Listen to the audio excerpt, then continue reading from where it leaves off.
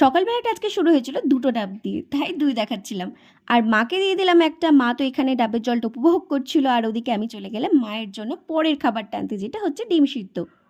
আর আজকে যেহেতু রবিবার, তাই হয়েছিল সজনে ডাঁটা, করলা দিয়ে শুক্তো, কাতলা মাছের লাল লাল কষিয়ে ঝোল, মুসুরির ডাল আর পুঁই শাকের তরকারি। লাঞ্চের পরে মায়ের জন্য ফলটা রেডি করে নিলাম আর মাকে দিয়ে দিলাম, পেঁপে আর বেদানা ছিল।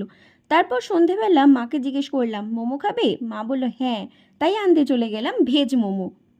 তারপরে গেছিলাম হচ্ছে কান্দি বাস স্ট্যান্ড ফল আনতে, সেখানে মনের মতো ফ্রেশ ফল পেলাম না।